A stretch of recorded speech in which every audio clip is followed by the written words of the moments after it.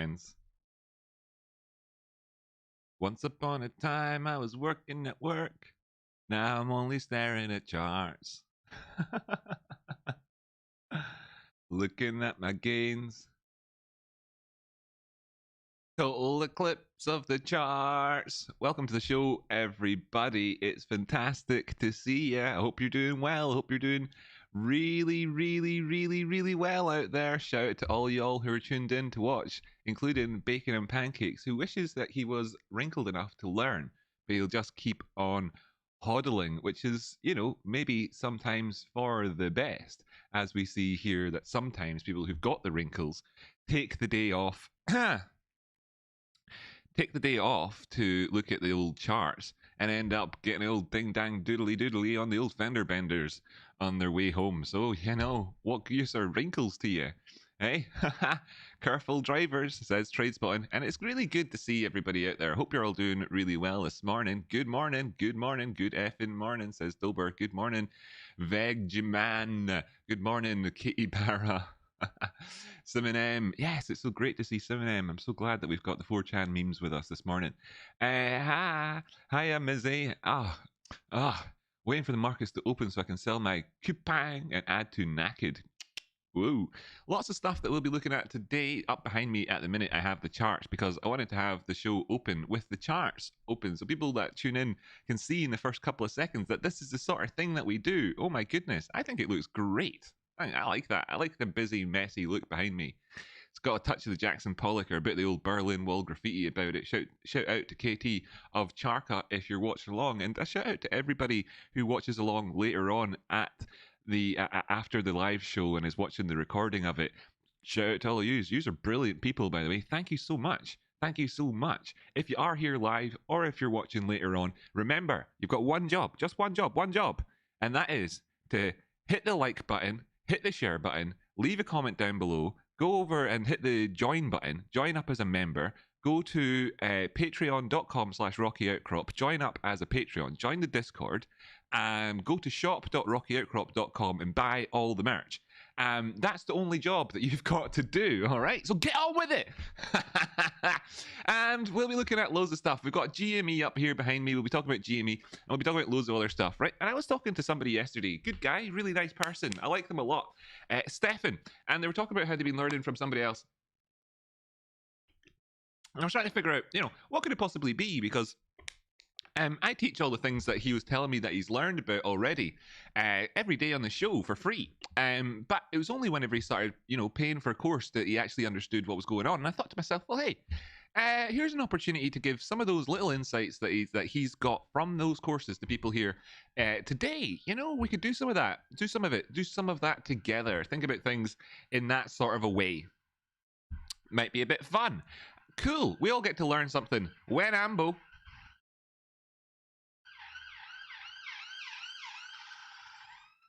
Then Ambo, that's the answer. So we'll be doing all of that, right? All that. Ooh, floating around in the darkness of deep space over here. Doodle-doodle-doo. We are going to do some squatty squats to get the blood flowing around in our brains. If you want to do them too, I'd encourage it. It's a good idea. But if you don't do them yet, don't worry, we're not running away from you. We're doing the squats on the spot. You can join in anytime you like. I'm going to do them right now. So if you're watching later on and you really don't want to do them, then no, you know, you can just skip ahead 1.5 or 2 minutes or so and you'll not have to feel guilty. But if you are thinking to yourself, hey, look, there's an opportunity to be a healthier person as well as a more intelligent, more effective, wrinkle-brained trader, then let's do it all. Let's do it all. Do you want it all? I want it all. Oh, yeah. I want it all. Whoa, yeah. I want it all. And I want it now. Yes, let's do it, right? Okay. I'm just going to pop the background on so you can see me when I slink off into the background here. To over there. Woo, if I can point properly, towards my hat. Check it out. Somebody just bought a hat. Well done. You're following the instructions. There we go. There's somebody out there is doing Somebody out there is doing the instructions. All right, good, nice one. Good to know that people are following instructions. It's always good to know that people can follow instructions. Let's squat a wee bit, right? Just 18 squats, nothing massive, nothing massive. We'll be done in less than a minute, right? Let's do it.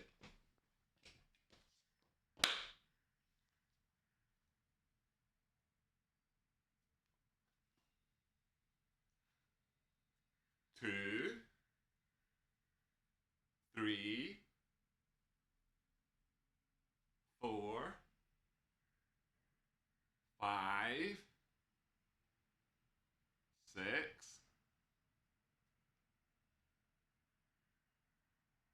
7, 8, 9. That's halfway. How easy was that? 10, 11, 12, 13, 14. Oh, so close to being done.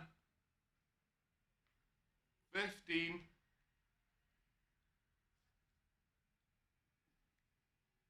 16,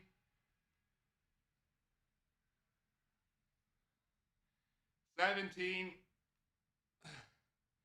On this last one, make it a good one.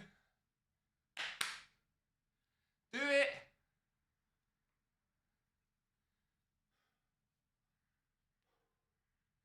Squeeze those bottoms. Ah!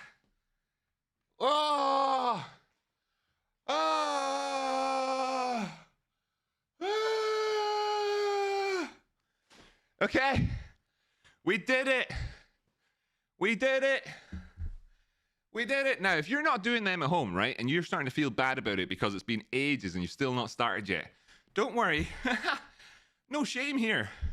Sure, I waited 5 years to start.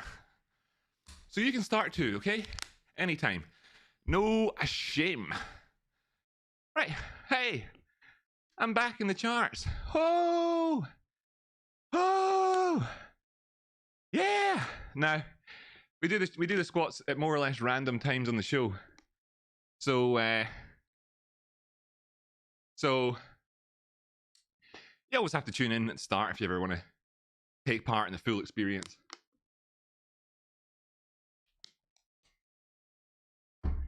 Okay.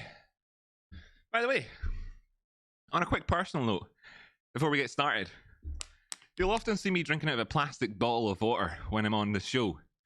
I do not endorse plastic bottles of water.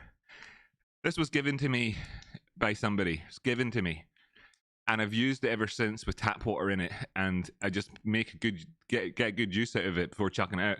I do not endorse plastic bottles of water, despite the fact that they show up on my show all the time. Okay, want to be clear about that, right? This is GME over here, right? So what we're going to do today is, well, actually, you know what we're going to do today, right? You know anyway, because it's over there behind me. Oh, you can't see it. Oh, what if I put my hand out? Can I get it to appear? Just get flashes of it, maybe? Right, the bingo machine over there. If anybody wants... If you want that, well, you know what to do. Anybody who requests a stock today, we'll activate the bingo machine, and I'll take a bingo ball out of it. We might need to assign new numbers or something like that as well. I was supposed to do a spreadsheet at the weekend. I didn't. To keep it all figured out, but I didn't. Sorry about that. Bit busy and stuff. Big shout out to Amanda who offered to help as well. Thanks so much for that. We'll get that done. Right. Ooh, what's this here? People chatting. What did you say? Thanks, bud. Appreciated your look at it last night. Oh, really? So you're chatting to Jamie and stuff like that. Wow. Oh, let's just quickly check in on how this thing is getting on. There's that. Where's my drawings?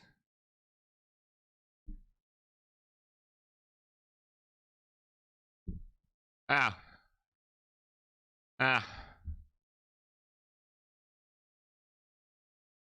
Nah, my drawings have disappeared off the chart. Maybe I did that yesterday and I've forgotten about it since. Don't know. Oh! No, they're back. What was that all about? What was that all about? Ooh, Merrick wants Validator. That's cool. Vic Vince knows a thing about Validator. Right, yeah, look at that. Doing what my drawing said it would do. Ha! How cool is that? How cool is that? How cool is that, by the way? Where does it come to? The 1618.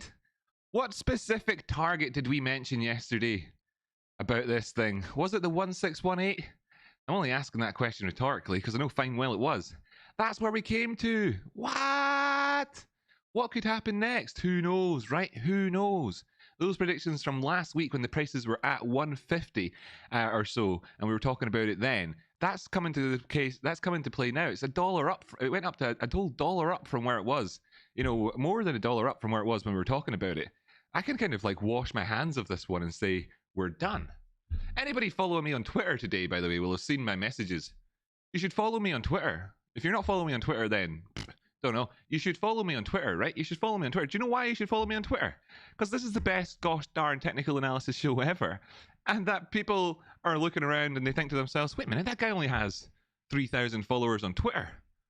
He can't be that good. Everybody knows it's easier to get Twitter followers to a degree of about 1,000 to 1 over YouTube followers, right? So by those measures, I should only really have like 30 subs on my YouTube channel, but here we are with 11,000. So you should follow me on Twitter, right? Rocky Outcrop, you'll recognize me. Just go look. Follow me on Twitter. Help me make the channel bigger. Do it because it's not hard. And shout out to everybody who already does that. Thanks so much. I really love the way that you tweet after me and tweet my tweets. But actually, no, when we're on the wait, hold on a second. We're on this note of Twitter, right? I've got a bone to pick. I have a bone to pick with you, Homer, and you, Katie. Yes. You think I didn't see? Do you think I didn't see you talking about how you think that Ryan Cohen is better looking than me? Did you? Hey, look, hey, chat, did you hear? Katie Babes and Homer both think that Ryan Cohen is better looking than me, right? Well, I don't know what to make of that. Traitors! I don't know what to make of that. Traitors! Traitors! Sorry, anyway, I have no comment. Traitors! I have no comment on it at all. Traitors! And everybody's free to think what they want to think. Traitors! You know, so, and besides, anyway, Ryan Cohen, he's a handsome guy. I mean, why would I feel bad about someone thinking traitors, thinking that somebody else is better looking than traitors? Anyway, like I say, follow me on Twitter. I like it. Thanks very much. Appreciate you all. Even those traitors. Yeah, do we want to look at this thing? I don't know. Somebody asked for VLDR already. Let's just jump on over to that. Screw the bingo machine just for now. Yeah.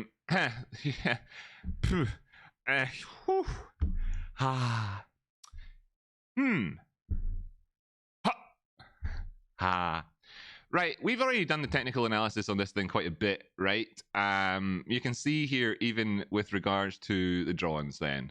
Let's just have a quick look and see with regards to the drawings and whatnot, how we've done with this one. What's this come up to? 729 was the target we had. 739. Oh, we were out by 10 cents. Even though we looked at this, what? When? Somebody else can tell me. When we looked at this and it wasn't 729 or 739. We were talking about that as a target. Oh, we got that a couple of times, in fact, actually. 780, another target up there. What did we get as high as 752? Are we on our way to 780 potentially? The 200 symbols dropped down a wee bit. Actually, as you can see here, look, I'll just get rid of some of these brush marks. Just get rid of some of the brush marks. Like I say, by the way, the technical analysis on this show is proven time and time again to be, without a doubt, the best technical analysis in the world. Right? Without a doubt. There was a time in my head when I felt like there was an element of potential debate about that. Right? Because I'm a human being and it would be hubris of me to have thought like that. Anyway, a couple of years into this whole thing and doing it all the time and all the rest of it live, in the world, live broadcast, completely and absolutely all 100% transparent, audited, real life stuff. Yeah, it's obvious that this is the place. It's obvious to me now that it's obvious to me that this is the best place on the internet for technical analysis. So it's just incredibly obvious to me. I mean, you can all continue, and absolutely, please do go ahead, continue to exclusively look out for stocks like Aether, which have got people talking about them, I guess, on Wall Street Bets. Never got an answer to that question yesterday. No idea where you all found out about it. Certainly wasn't from Dead Money or from Jimmy. But you got people like this talking about it, and you got stuff like Major Tom come along and talk about how it's fundamentals and that it should really be up to the top side and all this sort of stuff. And and we were brave enough to tell everybody that that obviously was complete bollocks. So it's all about being courageous and brave and all that stuff, and we do it anyway. VLDR. Blah, blah, blah, blah, blah, blah. That's what this company's called. It makes blah, blah, blah. And it has blah, blah, blah, blah, blah fundamentals about it. And blah, blah, blah, blah, blah, blah, blah, blah, blah, blah. So I've covered all that information. That's the key information that most people want to know. I'll just go over that real brief again in case you missed it. So most people are really interested in fundamentals. Of course, not people watching here right now. I'm not slagging off the audience at all. But, most people want to know the fundamentals. So here they are for you. Blah, blah, blah, blah, blah, blah, blah, blah, blah, blah. Right, good. Covered that up. That's good. Good to know we've got that covered. How are we doing for time? Plenty time before this thing opens. Up there at 779, by the way. We did say our target 780 a second ago. It's up there at 779 pre-markets. We're 1 cent away from that 780 target. Right. So anyway, you can see here up there at the top end of that other wedge that I drew in, that's also exactly where the 200 simple period moving average on the 4-hour time frame's coming in at now. Does it feel like a coincidence to you that this is the way that this goes, or does it just seem like you're just watching Rocky Outcrop and shit like this seems to be constant? I don't know which one of the two it is. Anyway, what do you want me to tell you about this thing? The target, which is pre-markets are taking us up to, is 5% away from where the current prices are, and it was already written on the charts before I opened the fucking thing up. After that, it's going to be a case of, do we fill this in? If we fill this in, then what are we looking for? Well, support perhaps at the 200 simple period moving average, perhaps. I mean, it's right there.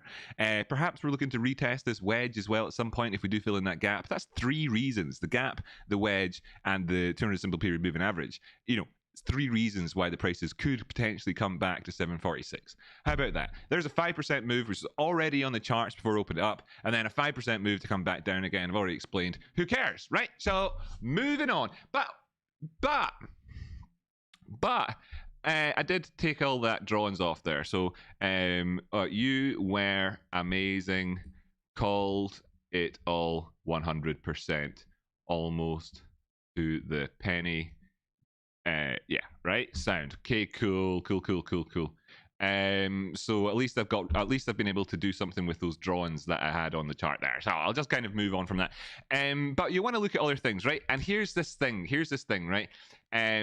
Here's this thing. It's called Gamestop. It's a stock that most people in the audience are really familiar with. But if you're just joining us here because you're interested in technical analysis, then one of the reasons why people are interested in this one, it's because of all of the. Oh well, there's 2 reasons. Like there's this one, blah, blah, blah, blah, blah, blah, blah.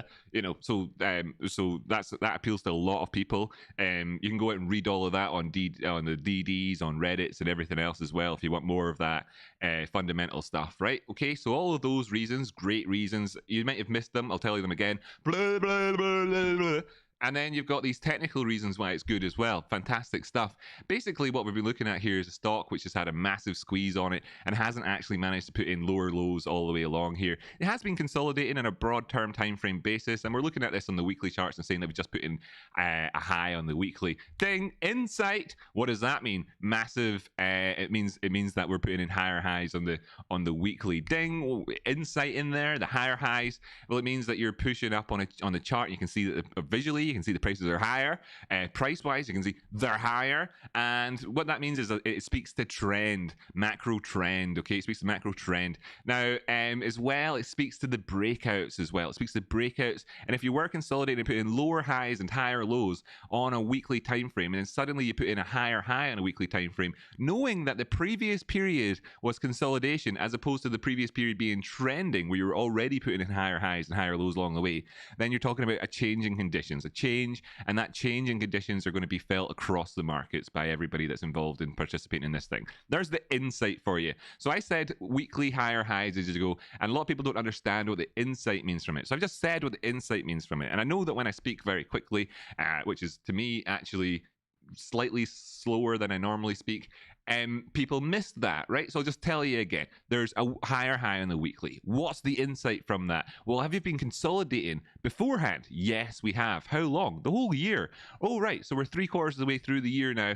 and for the first time on the weekly chart, we put in a higher high. Well, if you're consolidating beforehand, then maybe that looks like some sort of breakout happening towards the upper side, right? So there's your insight again. Okay, that speaks to trend. People in the weekly trends are more important than the other ones. That's bullshit, but whatever. And then and there you go, right? Insights for you, explaining the thing that I just talked about and repeated twice, so that everybody who struggles to hear the fast words can hear them there.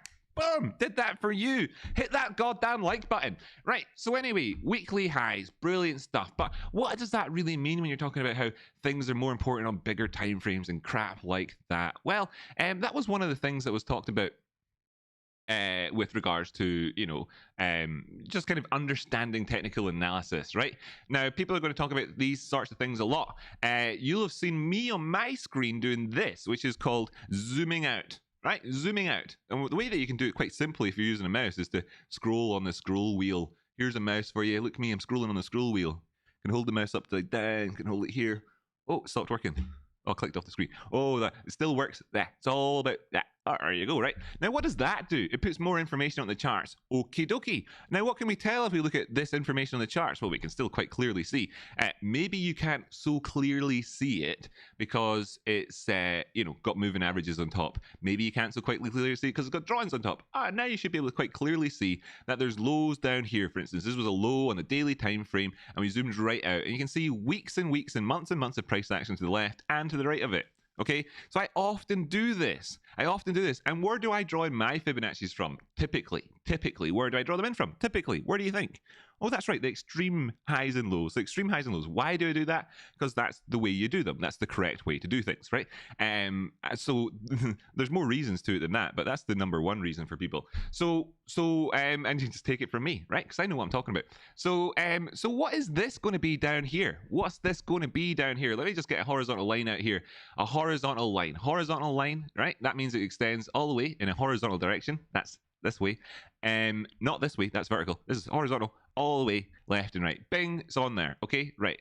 Forgive me, these other drawings will come back on. I think they'll not be too distracting. Now just watch this. This is actually the 4-hour time frame, not the daily time frame. Besides the point, going to go up to the 12-hour time frame. That's the same as the daily. You'll notice that that line is still touching that low. Going to go up to the 24-hour time frame. You're going to notice that this line is still touching this low. Going to go up towards the 2-day time frame. You're going to notice that this line is still touching this low over here. You're going to go up towards the 3-day time frame. What you're going to notice, this line is still touching this one. Now you're going to see a pattern here, right? If you haven't already seen the pattern, you should have known it before I started. But if you didn't, then keep watching, right? Keep watching. You're going to see it. I'm going to zoom on in a wee bit here so you can see this really nice and easy. Really nice and easy. This is the 3-day time frame. Here we go. Weekly time frame. What do you see there? Oh, it's still happening. Let me just jump up and indulge and go to the monthly time frame here. The monthly time frame. Oh, look, there, touched it. Now, this is where the debate comes in at. Now, are you drawing in your lines and your horizontal support and resistance lines from wicks or from bodies? Are you drawing them from wicks or from bodies? Insight. I'll just show you. There's a gap here, just here, between where the line is that's touching the wick. I'll just show you it's definitely touching the wick so you can see. There, it's touching the wick, right? Actually, I obviously didn't draw that in pixel perfect at the very first instance. It would be touching the wick. I didn't try to. So there you have that, right? So, but what's there? There's this gap between. There's this gap because the wick is obviously the lowest the prices went there during that month, which is obviously visible on the daily with the bodies closing much closer and so on and so on. But there you can see it, right? So there's this thing. So insight, right? It's about if you're drawing in your support and resistance using wicks, then you're going to cover across all of the time frames, touching all of them perfectly. If you're drawing them in using bodies, then you are going to see discrepancies across time frames. Let's do it, because insights. We love an insight.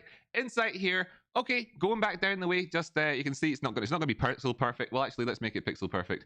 let's make it pixel perfect, right? Over here, pixel perfect enough. Let's just verify. Zoom on in. Zoom on in. There, that's close enough, right? We call that good. We call that good, okay? Let's go down to the weekly time frame and see how that looks. Just going back down the way, you can see, of course, we bounced down below it. But what do we see in here, of course, is that this was supported at this area, wasn't it? And, well, you know, it wasn't necessary. It wasn't necessary over there. And we obviously kind of pushed down a little bit and tested it there, blah, blah, blah. Right, okay, down to the 3-day time frame from the weekly time frame. What can you see here? Oh, we pushed down a little bit below it here. And then, of course, you know, we pushed down a little bit below it here, but actually not as much as we'd done on the weekly time frame because of the way that this closed over the period of 3 days. Oh, interesting.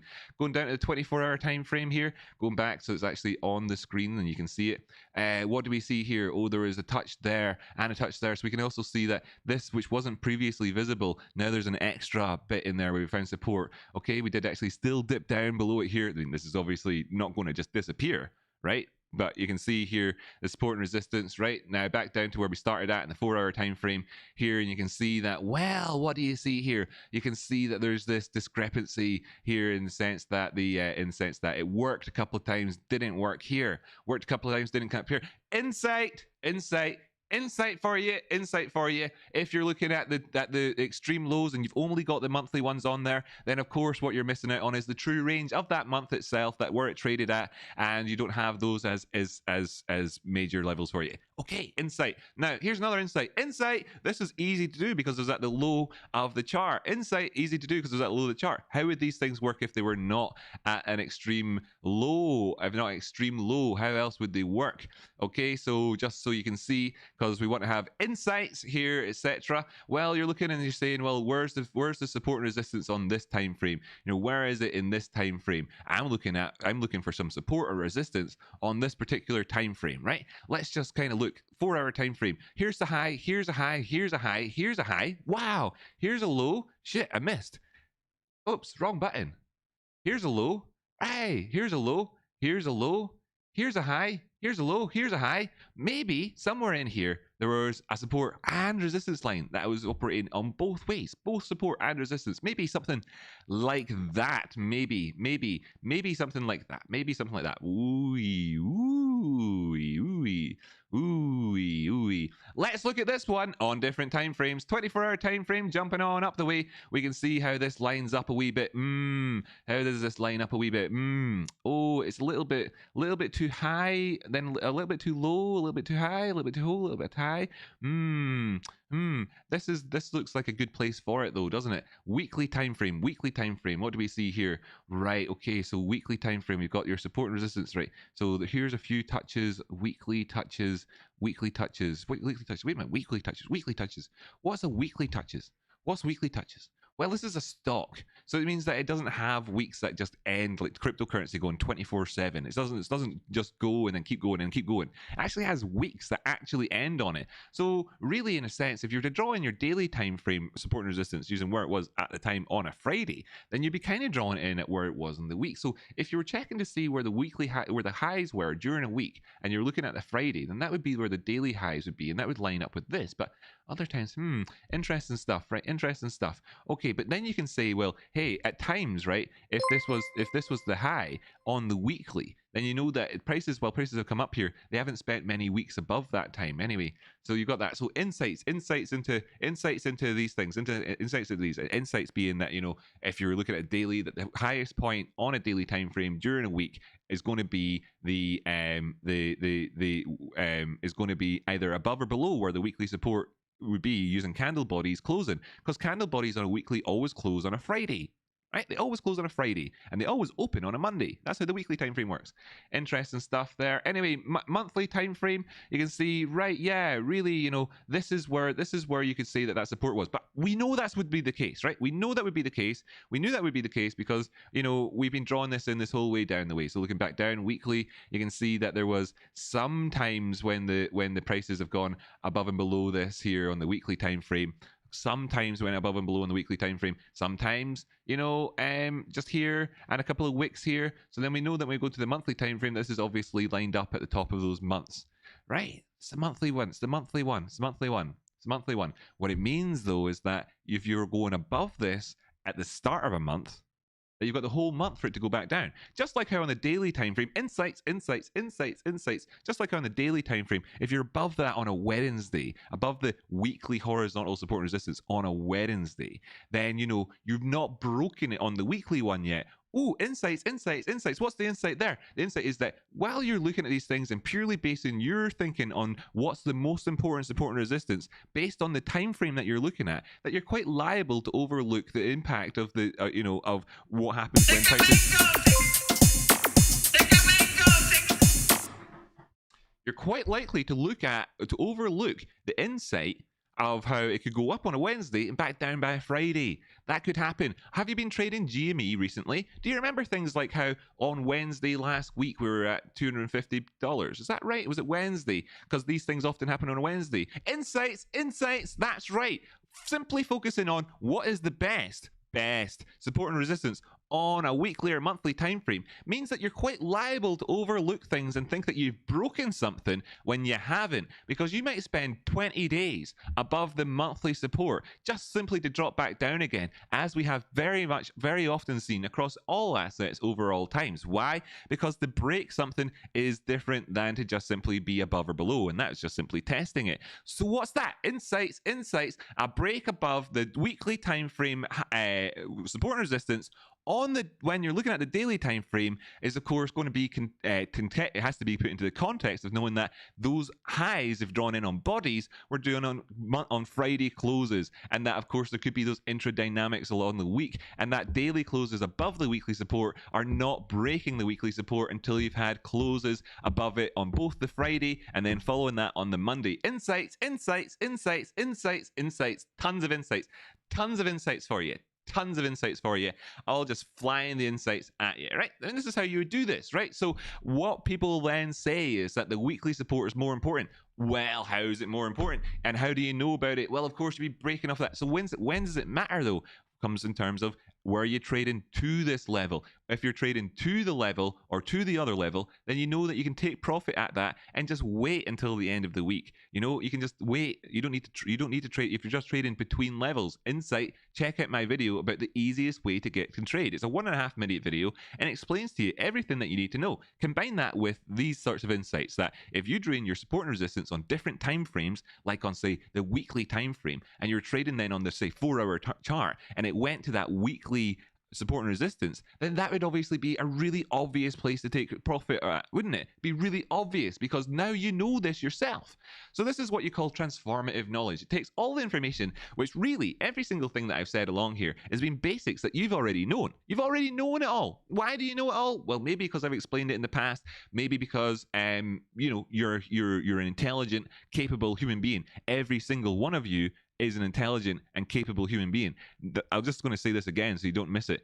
Every single one of you is absolutely more than capable of understanding and doing these things yourself. And all of that knowledge almost certainly existed in all of your brains already. Everything that I just said. However, I've articulated it for you, and now you can think back and say, yes, that is right. That is, of course, makes a lot of sense. Of course, that is helpful. And you've then transformed the knowledge that you already had into something which is a wee bit more actionable and a wee bit more useful to you. And that's what you get on this show constantly, right? Is that enough time spent on this concept? I think it is for today. It's 34 minutes past the hour. That means that these charts have opened up. Let's go click on over to the right, bring up the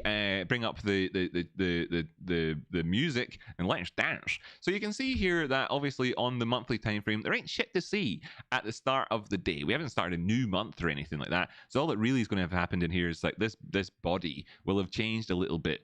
And at the minute, that's all that really is going to have happened there. Okay, so jumping down to the weekly time frame, what are we going to see here? Right, great. Right, actually, to tell you what, monthly time frame here, you can see we don't have a higher high on the monthly yet. But then if we were higher, as we have been in the past, like you can see in this wick, then did we break that? They'll just add to the insights here. Where would you put in your monthly support and resistance at? Something like that, just as a level in here. Or were you thinking you're going to do using wicks and go for that? The high, that actually represents the all-time high now, that one. Are you going for a combination of wicks wicks and bodies and trying to find them. Hard to do, right? Hard to do. It's hard to do sometimes, isn't it? This whole monthly support resistance thing. Where would you put your monthly support and resistance in this? And how useful would it be if we were to have our monthly support and resistance up here? How useful would that be? If we were to have our monthly support and resistance down here, where we've had several months, how useful would that be? And also during this month, how useful would it have been to know that we were above the monthly support and resistance, while obviously very much towards the start of the month? How useful would that have been? How useful would it have been? How useful would it have been? Not that useful, right? Not that useful. Although knowing that you're above those areas is important. But what's really obvious here is that we're still during this month, and that during this month we're not actually higher than our previous months. That's months, new word. That's what's obvious here, right? Obvious, regardless of support and resistance lines. It's obvious. If you can't see it yourself, let me just make it really excruciatingly obvious for you. That candle on the right is this month. Those other candles to the left of it are previous months. That block at the top where it's flat and it's a big square area is higher up. And by higher, I mean more towards the upper side, closer to the sky than to the floor. That's what I mean by higher. And you can see it very clearly in here. Look at this. Look. It's not as high. That's not as high, right? And apologies to everybody who thinks that I'm taking the piss right now, because I'm not. I'm actually helping people who can't see this. And this is something that's is a genuine concern for a lot of people who, when I'm talking about higher highs and what's higher and what high means, this is something they don't know. When I say that something's running to the top side or going up, a lot of people don't know what that means either. That means increasing in price. The price is going up. Like if the price was lower and then higher prices, bigger price. That's what that means. And that's fine, okay? And this is an insight for people whose English isn't their first language, or indeed they're just, so find all this information so daunting that it's hard to understand. That's all that is. It's just a bit of help for them, okay? So I'm not taking the piss out of anyone here, right? So it's so annoying having to put in caveats like that just because I'm a charismatic individual. Anyway, yeah, so we're not there yet. Whereas on the weekly one, we have done that difference. We have done that. We've closed higher. We closed higher than here. Closed higher than here. This is higher than it was before. But where do you want to put in your support and resistance on the weekly time frame? So hard to say, isn't it? It's so hard to say. Almost if when you're talking about horizontal lines, if you were talking about trend lines in a diagonal fashion, then you could talk about that. You could talk about that one that I've just drawn in there. Let me just show you that as well. What I've done here is I've taken it from that body up there. That's the all-time highs bodies. Down here, kind of went and touched this wick and stuff like that. Not perfect. Came here, just flung through these bodies here, whatevs, and then on down the way on down. Now, what do you mean whatevs, Rocky? What do you mean whatevs? Well, okay, whatevs then. Let's just have a look in at this section here of support and resistance. Whatevs? What gives? Whatevs? And we are going to go down and take a look at the small time frame stuff. But honestly, if you're diamond handing this stock and you want to know right now what the price is, then really check yourself before you wreck yourself. Okay. Anyway, so here we have it, right? This is that section where we went over. Let's go and see if, in fact, we know it's actually specifically with regards to these two candles. So when I go down to the daily time frame, this white box here is going to expand out to cover the days that are in there. And there's 2 weekly candles, or maybe 3. So there'll be somewhere between 14 and 21 candles within inside this section. So, okay, boom, down to 24-hour time frame. Let's have a look here and see in this section. Oh, look at that. There was a rocky outcrop DMI flash as we pushed above resistance there. Oh, amazing. What about that? What about that rocky outcrop flash that's on there? Amazing insights coming from me developing these things to help you out at the same time. That's amazing. But besides that, all right, okay, so we've gone up, we pushed up the way here. What was happening in that section? Yeah, big bearish divergence. Okay, we turned bullish, but that was the first time we'd been bullish since, but oh yeah, we were bullish up there looking for higher highs. Yeah, and it was totally reasonable at the time to look for higher highs and look for that continuation as it happens. But yeah, big insights here. Biggest insight you can get at this time as to whether or not we're breaking this definitely comes from my unique proprietary indicator. Definitely. Of all of this information, this is what comes from my unique proprietary indicator is the one that's the most obvious signal that we might not be actually breaking resistance there. How amazing is that? So anyway, right, but at the same time, we flung through these, and it's like, well, there's that section, here's this other one, flung through all those bodies over there, and flung through all those bodies over there. So we were concerned as to whether or not in this section just here, when we were breaking that resistance, if that meant something, because it looked like we were. But then you look back and you see that we'd also done the same thing on the daily time frame over here, and we'd done the same thing on the daily time frame over here. So how actionable is it to be above these areas on this time frame? Not as actionable, but how actionable is it to have taken profit at those areas on these time frames? Very actionable, very easy to see. Okay, so understanding then this insight is, it gives you the insight to know that if people know that when you're looking at weekly time frame things and asking, are we breaking it here, that you're looking to see opens and closes above this area, opens and closes. So we didn't actually have either an open. We had an open and it was of a negative candle. We had an open above that area. We didn't have an open and a close. That's how you know you're breaking supports, when you got opens and closes above the area. And we didn't have that. But on the daily time frame, of course, we had several. And in the past, on the weekly time frame, these weren't. But we actually had opens and closes back here as well. Opens and closes. Is that right? Oh, pretty close. We didn't have opens and closes, really. So did we? No, we didn't have opens and closes there above the area, but we obviously pushed up above it briefly. Right, so all these sorts of things, these are insights, but when you can see that if you'd have to spend time here above this, and what is this day anyway? 2nd of June, 3rd of June, 4th of June. So this was obviously Wednesday, Thursday, Friday sort of thing, back and below it. Didn't close above it on the weekly.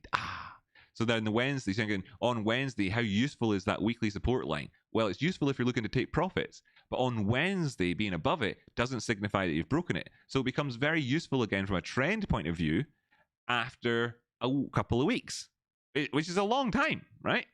So then, insights. So if that's the case, then what are these things mostly useful for? Is it for people who are looking to play the breakouts, or for people who have traded up to that area? Insight, what's it mostly useful for? People who've traded to the area, or people who are looking for a breakout? Insights. And what words do you hear more often when you're looking at people talking about trading? Breakout or trading up to an area of support and resistance? Which one do you hear more? Trading between levels of support and resistance, or breakout? Which one do you hear more? I suspect that it's breakout, and not only that, that is breakout to something along the lines of a ratio of 1,000 to 1. Something like that. Okay, insights. Insights.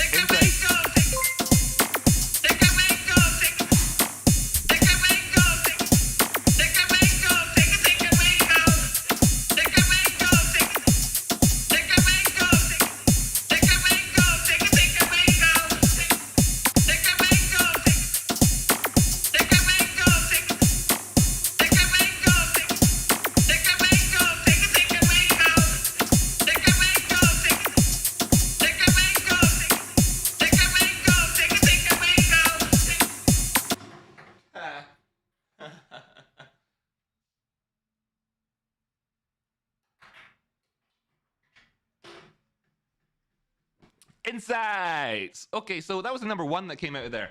Number one. And the second time, no ball came out. Well, I don't know what to do about that. But to work it out, Rocky, says Chippy. Thanks so much, Chippy. And glad to, I put on all those years practicing how to dance. Practicing really hard. And nobody appreciates it. So thanks, Chippy. Right, so that was number one. Well, number one, I know off the top of my head, was AVAX. That was on there. So let's just take a quick look at AVAX. Now, this AVAX is a cryptocurrency. And yeah, sucks, doesn't it? Because markets have opened and everybody's going to be like, hey, Rocky, but tell me about this. Well, actually, no. If you think that if you think it sucks that I'm about to look at a cryptocurrency while markets have just opened, and this is open 24 hours a day, and I could look at this any time, then, well, you kind of should have said something at some point, somewhere along the line, and nobody did. So here we are. USDT. Nice. Okay, cool. So, I honestly wondering what my drawings here mean at this point in time. Okay.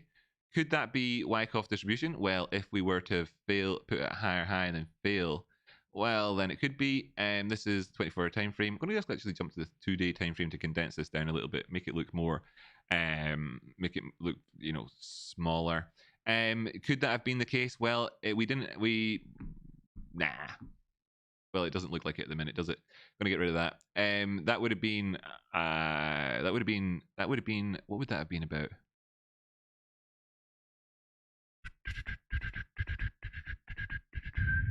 I can't remember what my TA was at the time there. It's probably pretty good though. I was probably, I mean, obviously, I know what I was talking about at the time. Is that I was saying that this potentially could turn into some sort of Wyckoff distribution and how to look for that sort of thing to happen. Clearly, at the minute, as we sit here above our previous highs, that we don't have that, but we do have 3 pushes of, or well, 2 pushes anyway, of bearish divergence along these highs here. 2 pushes of bearish divergence along those highs. That's your high up there. Well, then where are your lows coming in? Up here. Now, how is going to bearish divergence? How's bearish divergence going to work when, right? So let's just have a quick second to think about this in a way, because all roads lead to Rome, right? All the roads lead to Rome. So you've got prices that are going up and then they come down and then they go up a bit more, then they come down, and they go up a bit more, and then they come down, and they go up a bit more, and then they come down, right? All of these being highs along the way, and all of these lows not having come, you know, really that much lower, that you can tell that the increase in the size between the highs here is less than the decrease in the size between the lows. Just as a simple insight, and therefore, of course, you're probably going to be looking at prices operating within a wedge. So when I like to look at wedges, and because typically, actually, and this is something which I've not had on the show for a couple of months now, probably, I would say that typically, if you're looking at stocks, just simply looking at stocks, and you want to find divergence on them, that the easiest way, really, to do it, and the most effective quite often in stockland, is to use the MACD. And now, when I use the MACD personally, I never have on my MACD the MACD and the signal line, because I don't personally look to crosses, right? I look for other things for where I'm going to enter my trades. And that's totally fine. This is one of these nice little things that happens to be a difference between Jamie and myself. And there's also, let's admit as well, when you've got somebody who's really close to you, who you respect a massive amount. I'm talking about when I say TradeSpotting, Jamie, I mean TradeSpotting. If you've not seen him, check out his channel, youtube.com/c/TradeSpotting. When you haven't one of the advantages of having somebody who's so close to you, you trust and respect, who you know is good at what they do, when they use something slightly different from time to look at things, is that they can come to you with an insight, and you can come to them with an insight, or you might find some friction there naturally. So obviously, on a personal level, I'm not inclined to start using this, in part because of the context of my own life and who I have around me. Okay, so there's more. So some of these things are not necessarily explicit when I talk about them, and I say I don't use the signal line and all the rest of it. It's very much easier for me to talk about that when there's somebody in my environment who might actually talk about these things. Now, another point is that Jamie typically only uses the MACD crosses on the half-hour time frame, with the 200 simple moving average dictating the trend for you. So, i.e., if you're above the 200 simple, you're looking for upward movement and so on. Below the 200, you're looking for downward movement. Then you're using crosses off the back of that, and then you're trading within a simple strategy of not looking for any of these 5-to-1 type trades. You're looking for smaller trades than that, right? Because it's the effective way to do it. It's the effective way. It's the way to be effective in the markets, regardless of anything else. You just want to have a constant quality effect output for you. And so he uses that, right? He uses that to do it. So so it's going to be like a different dynamic, you know? So quite often as well, it could be that maybe he's looking at it and saying, I think this is a bit dodgy looking at the minute. It looks like a good short to me. And Ali's saying, well, cool, that's good, because I was actually hoping it would drop down for this long, you know? And it's like, well, hey, there's your plan right there. There's your whole plan. And it can come from a beautiful relationship with somebody who you trust, who and the reason why you trust them is because they've learned to trust in themselves. Okay? Tip takers are tip givers. Tip takers are tip givers. Tip givers are tip takers. No one who gives tips doesn't also take tips. No one. The only person that I trust is someone who is not a tip taker. And the way I know they're not a tip taker, they're not a tip giver either. Right? The big insight for you, if you're ever around people and you're trading together, and that tip givers are tip takers. Tip takers don't know what they're talking about. Therefore, all tip givers, right? No one who takes tips knows what they're talking about. No one who takes tips knows what they're talking about. No one who gives tips doesn't take tips. No one who gives tips doesn't take tips. No one who takes tips knows what they're talking about. People who give tips, therefore, don't know what they're talking about.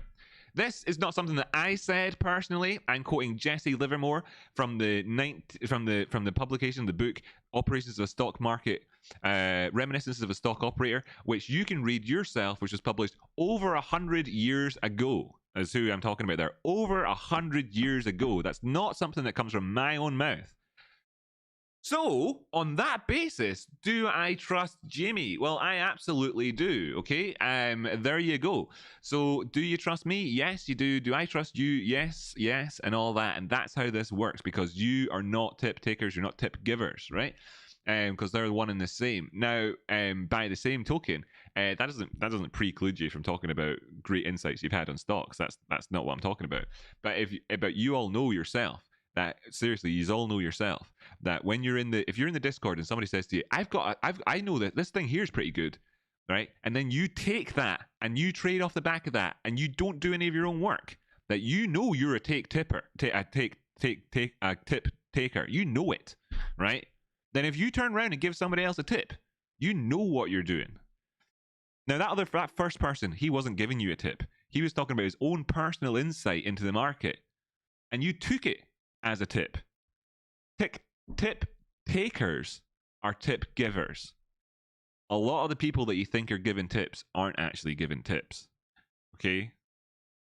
That's the insight there. Right, so if you had this on the go, what would you be looking for to see if this is if this has divergence on the MACD? At these highs, it's an upward trend. Upward trend, bullish. Then you're looking for bearish divergence. During an upward trend, things are going up. Divergence, warning sign that it might go against you. Things are going up.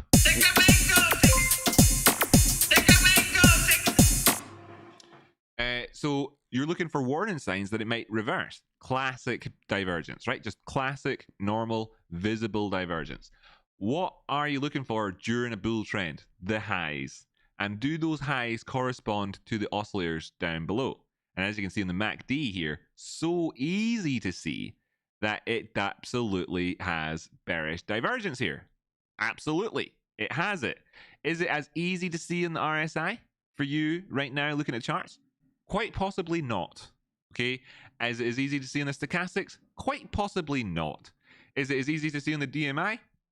Well, I mean, for me personally, the answer to all of these is yes, by the way. But I know that for people watching, the answer is probably no. And I know that as well when it comes to the DMI, that half the people that look at divergence on it get it wrong anyway.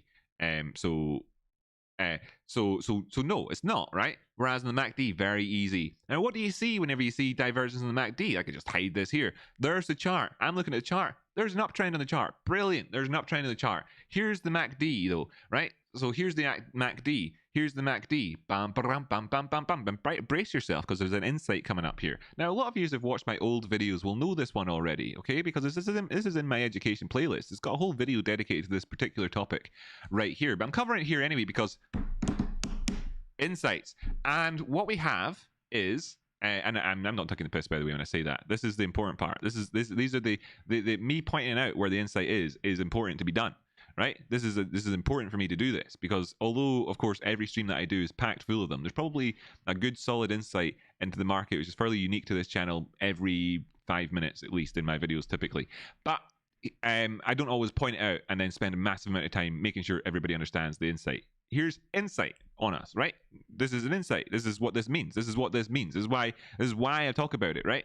Is like, hide the drawings here, get the things I'm not going to draw on the charts, bring up the MACD. What do you see? Bing, bang, bong. Oh, bearish divergence. There's the chart. Well, if there's bearish divergence during an uptrend on the MACD, what does it typically mean the prices are going to be doing? And by typically, what does it mean? I mean, it's so typical that if they weren't doing this, you'd have to investigate why they were not doing it as your first priority, okay? Because that's how much this is typical.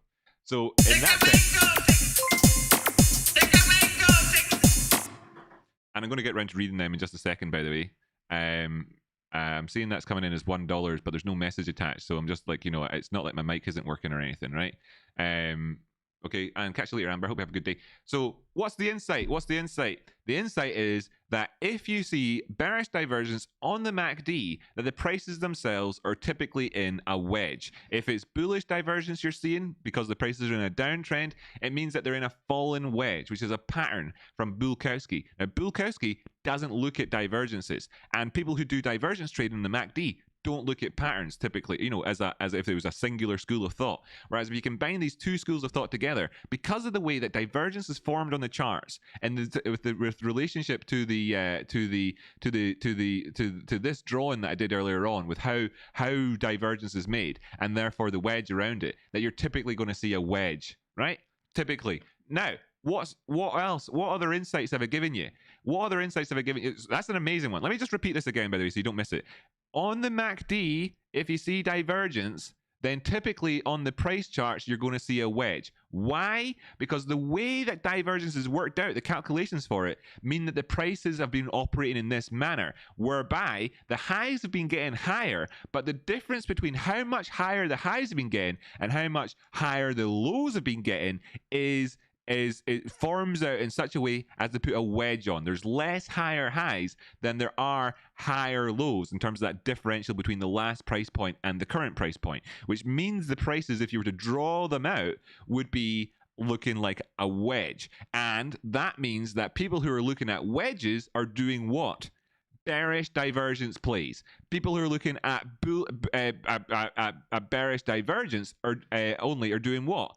Wedge plays. Therefore, what's the key? What's the key on these things? What's the key on any wedge? Any wedge at all?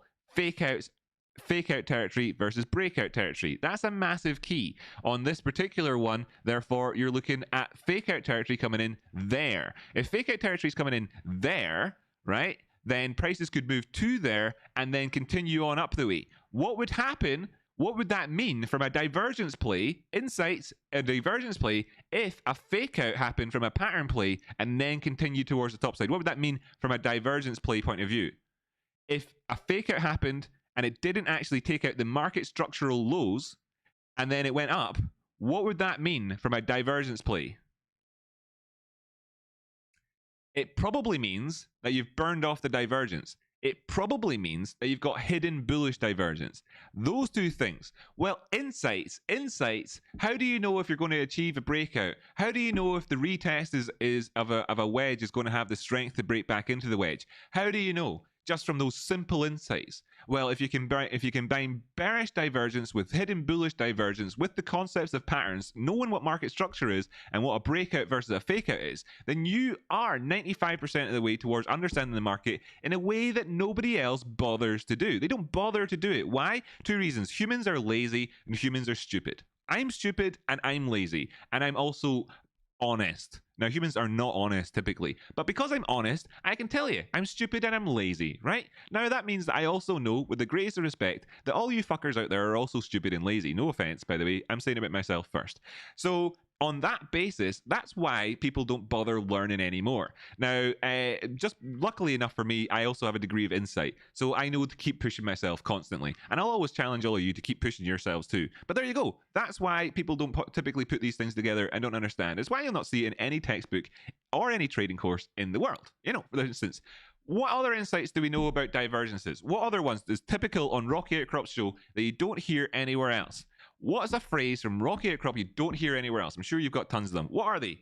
What are they? What are these phrases that you hear? Well, how about when things are in all-time highs, bearish divergence is typical? What? Fuck off, Rocky. You've never said that before. Oh my God, actually, I've said that at least 100 times, this year alone. So insight, wedge, on a chart, all-time highs. What's typical? Bearish divergence. What's typical at all-time highs on charts? Wedges. Where are wedges most likely to break down versus a trend as during a range, or as a correction at an all-time high? Why? Because it's a wedge, and there's divergence there. And people are scared at all-time highs about knowing when to take profits. When the price is pushed back down, psychology kicks in and they think, uh-oh, that was the all-time high. If I wait for this to break this next level, then I'll be looking back and thinking, why did I not sell there? It was so much higher. And I know along the way. So fear sets in. So then they sell. Rightly so, or risk management, etc. Something sets in. Then you're looking for the fake out territory. If you get to the fake out territory, what are you looking for? Bullish divergence, hidden bullish divergence. Then you're looking for continuation on your upward move, or you're looking to see if it breaks you're looking to see if it breaks the fake out territory to move towards the downside. So all of these things are things that I kind of think are known by the audience, because I've explained every single one of these concepts I've just explained in excruciating detail in the past. All of them. And no offense to you out there as well, most of you watching now have seen these explanations as well in the past, okay? Most of you have seen them already. Now, that's not a thing. I'm not challenging you. I'm not putting anything on you. I'm just saying most of you have seen these already, right? But then you can see me combining them all together. And if I were to come along here and just start this again and just start again and open up a chart, and I'm looking at it and I'm saying to people, I'm looking at it and going, oh, look here, we're in all-time highs. Seems we have a wedge on the go. We're looking at, I'm going to be looking here quite carefully at the market structure at the previous low. I'm going to bear in mind a couple of things, that not only is this the previous low in the market structure of that wedge, and should we have any moves towards the downside, that could represent fake out territory and therefore just establish itself as a correction against the upward trend. That you're also looking here and seeing that fake out territory, or that break, that level, that pivot lines up with what your all-time high. Then to combine that with everything we've already talked about throughout the show today, take on a horizontal line, stick that on there. Let's see, that's where those bodies closed on the all-time highs there. But we know this is the 2-day time frame, 24-hour time frame. Going to show you the same sort of thing here, is that was a little bit of a blow off top up there. You can see you could push that up a little bit higher. But then you also can see that there's this clear area where there's 1, 2, 3 touches, and then over here 1, 2 again. There's your support and resistance. That's the support and resistance line, and this was pushing beyond it at that point. Then we came back down and found resistance there. That's the support and resistance line. You can see here that's where this wedge started from. So while you can look across things like where would be the area on the weekly time frame to draw in your support and resistance, and you can come in here and you can say, well, hey, look, you know, because those highs that came in were just pushing beyond it, and that happened over a period of a couple of days, we didn't close out any weeks above that time frame, that actually, you know, there's your massive significant support and resistance right in around about that area. And that is of course representative of what, and it happens to be the full move off the back of this wedge here. If we were to drop towards the downside from the breakout territory, would be to take you down towards that support and resistance line. So then you know that you've got massive pivot points there. And then let's bear in mind as well that from the point of view of somebody who's hodling versus somebody who's trading, if you were to see it to go down to that pivot point where the trend, the macro trend in this market could potentially change, or at least it could, you know, or you're looking at a major pivot point, that's 56% away from where the prices are right now. 56% away. So it's not worth trading towards that area if you're looking for the trade and trend move. Insight. Who's this better for right now? Who's this better for? The people trading towards it. Why? To take profit at that line, not for people who are looking to break that line from here. That's your insight. That's why people trade towards these areas. That's why you find liquidity at these areas. And when you find liquidity at these areas, that's why you see the bounces happen, because people are already got both their take profits and their entries in there. You know, a lot of people are waiting for it to go to that area. Just like when Jamie turns around to me and says, this looks dodgy. There's a negative cross on the 30-minute time frame on that MACD, and I don't really like the look of it right now. And I say that's quite good, because I actually have my order in here at this support and resistance line. I hope that it comes down to it, and so on and so forth. And that is how you understand how trends move. But do you trade from there to this move? Do you do that? Well, no, quite frankly, you don't. And let's just also bear in mind then that when in this period of consolidation, that if you were actively trading this, there's a 30% move. And this is the weekly time frame. So this has been like this for 1, 2, 3, 4, 5, 6, 7, 8, 9, 10, 11, 12, 13 weeks. 13 weeks this has been like this so far. Okay, this is the 13th week that we're in that like this. And if you were looking for a move of 56%, maybe here you were looking for a move down the way, you should take in profit of 21%. And then you were looking for a move, the that's that one. So 21 plus 34 plus 41 plus 40 plus 33 plus, this took a couple of weeks. This took 3 weeks to get that one, another 30% over 3 weeks. If you're trading between the ranges, and that's another one, 77%. So you can see that trading activity is occurring within this range. That people who are talking about movements beyond this range in terms of fakeouts and breakouts, etc., right here, as if that's the move to be taken, are charlatans. And that this here is obviously a really big tradable event if it were to happen. But the movement even beyond down to the fake out territory, if we were to have it, itself is 30%. And that to aim towards that is obviously greedy in here. So what use is this for us from this point where we are right now? It's only useful from an analysis point of view to understand where the pivots are in the market. We also know that we're in this move towards the top side. We could easily see it break out towards the top side. If we were to do that, we'd be looking for nice movements beyond, and we'll measure them along the way to see if we get pullbacks. So for instance, any pull outside of this area, which has a pullback of more than 20% of the distance of the move outside of it, i.e. a Fibonacci retracement of 0.236% and on down, means that you're most likely then to come back in for a retest of this area. What's the retest useful for at this line? Is it for people who for people who are looking to take profit and for those who are looking to get entries? That's what the line's useful for. And that the people who make the YouTube videos are talking about always talking about breakouts and stuff like that. They've not got the insight, and the insight is everything that I've talked about for the last half an hour on this chart. Great, excellent. Thanks so much for the donations. Let me just check these then and see how that's been going on. So insights for you there. I hope that was useful. This is one of these ones I decided to just kind of give some insights about all this, about how it all pins together, about why you would do this sort of thing, what this analysis is. And by the way, for anybody who isn't clear about this, it's quite obvious, right? If you're trading within this range here at the minute, which is what you'd be wanting to do, then you're looking for moves perhaps down towards sort of the 70 area. We're at 78 at the minute. It's a 10% move, you know. Then maybe you'd be buying that 10% up towards 100. You could maybe trade that up again next, 110. That would be a 40% move up the way in price. All of that, if you were looking to continue on the way along the way here, you're probably going to want to be looking at smaller time frames and making things like that's a nice swing trade type of idea. Clearly, for me at the minute, I'd be aiming towards where my indicator, which is designed to work in all scenarios, I'd be aiming towards 67, obviously. If there's pushing on beyond this, then and we still haven't taken this area out, then I'll be looking for if we're coming outside the wedge, and then other insights can come in. Here's one last insight on this page before I move off of it, okay? Because there's another insight for wedges, and this could probably constitute another clip of a sort of 30-second clip. Hi friends, here's an insight for you.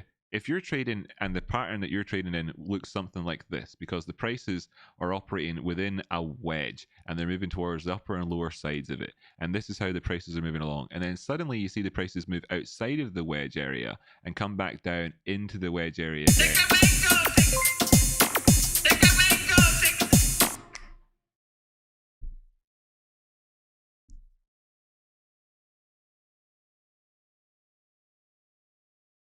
Hi friends, if you're trading within a range and it looks something like this because you're trading within a wedge and the prices are moving along within this territory like this, then all of a sudden you see the prices actually moving outside of the territory, then back in again to the wedge.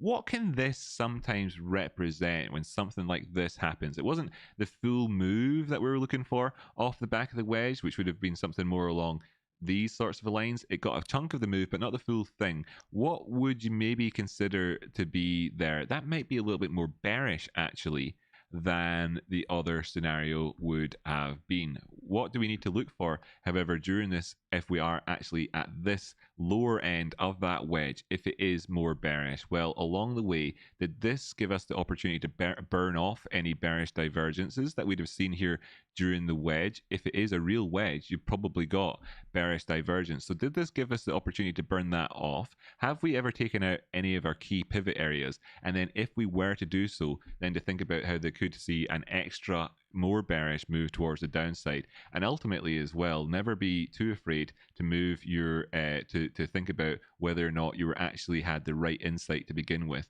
regards to your wedge in the first place overall, as you can see just there. Nice little tip. Okay, insights all the way around. And why would that be an insight for you? Well, because if this happens over here on this one, then we come back down to fill in this gap over here. We could actually see ourselves, not gap flash, we could actually see ourselves coming down here into what is then, of course, breakout territory towards the downside. And where have we seen examples of this happening recently? Well, there was one over here on AMC. I'm pretty sure there was. Go down to something like the 1 hour time frame, and we can try and see if we saw a wedge recently. Now, because I do actually remove some of the drawings that I have on the charts at times, this might be hard to find, because, you know, after the fact when these things happen, oh no, actually, here we go. Here's the example right here. So if you can see here, there's a high, there's a low, there's a high, there's a low, there's a high. We pushed outside of it, came back down, retested. You can see the inflection as well that happened at that point when we retested the area. This is the AMC chart, by the way. We pushed outside of it, came back down. We came to where would have been our area. In fact, in here as well, you can see we put in a little gap, came back up. What did we do here? Retested it, and then obviously continuation towards the downside. This was, it looked like it could have got a breakout towards the top side. And of course, what ended up actually happening was it moved towards the downside overall and getting that full move. Now, could you then have said as well, just to combine that with that insight that we had before, never be afraid to, of course, just actually adjust what it is that you're looking at as well. Looking back at the past, would it have been more appropriate to have had something like this? Is it that the area to look to? Would it have been more appropriate to have had something more along these sorts of lines here? And was this the breakout? Well, it's all up for debate. However, you can see that within the discrepancy of that debate is where 90% of people lose money trading, and why it's only 10%, like myself, who are consistently profitable across time. You know what? I actually feel like this episode today so far has been so good that I should end it now.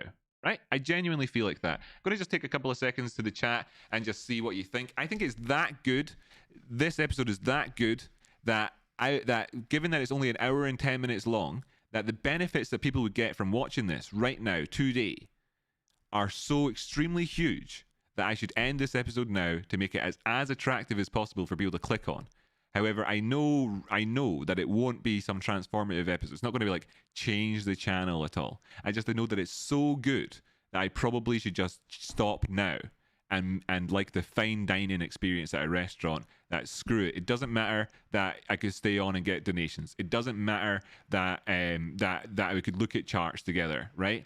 It doesn't matter about anything. What could matter to 1 or 2 people out there in the world is that they would only be willing to click on this video to learn these things if they see that it's less than an hour and a half long, right? It could be that could be a thing. So I should end it. Right? It should end this now, and give you this maximum amount of time to go and share this video with anybody that you care about who needs to learn about how to do TA regarding wedges and regarding horizontal support and resistance and regarding it, because it's that good. Right? Anyway, naked. See somebody talk about naked in the chit chat there. I need more crypto insight, says Scott Walker. Well, I know that you like Tezos, and I saw people chatting about Tezos before the start of the show. Okay, so just so you all know as well, like the information I put out, I think is second to none. It's all live. It's all with the ability for anybody to come in and challenge and talk to me about anything that I say at any given time. I will look at any stock that you want at any time, at any crypto, anything at all on any time frame, and give you quite possibly the best technical analysis in the world. You know, wait a minute, why am I talking about myself again? Anyway, that's what we do here. But oh no, not only all of that, and not only then therefore as well, when people request stock trades, that the average percentage of any donation that anybody gives me for anything that anybody does is probably commensurate or less than the commissions that they pay on a typical broker for doing that trade. You know, so while I'm the one that makes the money, they're more than happy to pay somebody else as the same amount of money that just takes it from them. You know, over here. So that's fine, you know, and there's no resentment here from me. And to double down on that, I'll prove it now as well, again and again and again, as I do every day, by taking a look at Tezos now, because people were talking about it in the chat at the start. And a big shout out as well to Katie Babes and the others who nominated me for a Tezos Community Award. I'm Rocky Outcrop. I'm the only person who dedicated more than a year to doing daily technical analysis on Tezos every day, managing to call the moves for a long time and helped out thousands and thousands of people. And I made a number of people life-changing wealth. Life-changing wealth. They're no longer around, and they never nominated me for a current community award. I only ever got one once, and that was after specifically asking people, like the people who own XTZ News, XTZ.news, and massive people like the guy that started this Tezos stablecoin, XTZ, the USDTZ, right? It's what they call it. USDTZ is the Tezos-based cryptocurrency stablecoin for USDT, right? The guy that started that, massive dude in the whole field, he was one of the ones that nominated me for it last time, right? Nobody else bothered though. No one else bothered, right? So real stingy thing like that, you know? Same with the Chainlink people. Nobody ever bothered, right? So anyway, let's go take a look.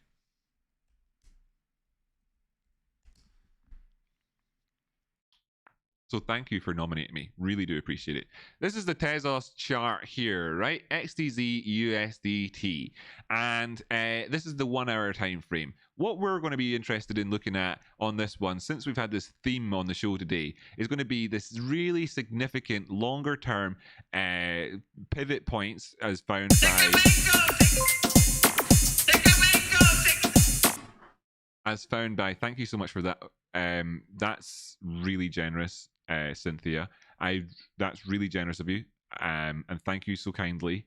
It's really generous of you. Thank you so much. $50 there just came in from Cynthia. That's really kind. Cynthia, do you want me to take a look at something else? I'll ditch this. I don't care. Do you want me to take a look at something else? I'll look at anything you want, Cynthia. Get your comment in the thing if you want that, and if you don't, that's fine. That's cool. There was no comment in there with it. Thank you. So kind, right? So yeah, and what can we do? Well, one of the things I want to point out here, since we're on this chart here and we're looking for significant pivot points, etc., is just how significant in a way the you know, like this Fibonacci here for us, that shows us the entire market is right now. Now this this low is the most recent low. This is where it was drawn in from. I'll just get the old doodad out. I drew in this Fibonacci retracement from this low here up to this high in here. Now this low was at $2, and we were talking about it back then, and aiming up high, and this high is at $9. So this is a 450% move towards the top side. Nice, not bad at all.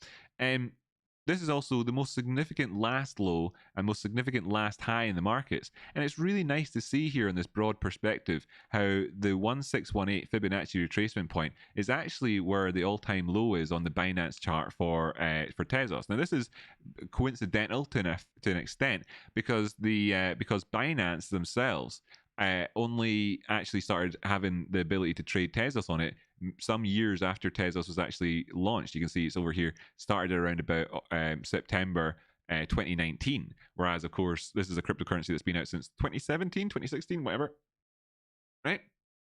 So this was traded elsewhere, but on the entire history of the Binance chart, I can just show you what it looks like elsewhere as well if you want.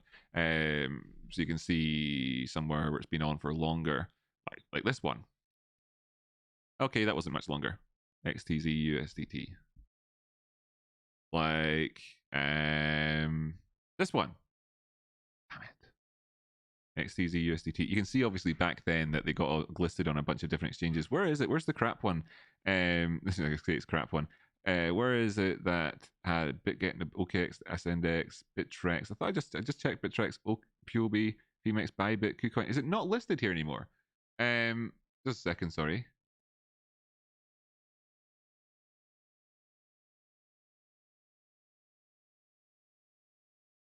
Ah, no, here it is. Pit BTC. Why did that not come up on my list when I was looking before? Weird, right? Was it there? Is it USDT? Yep.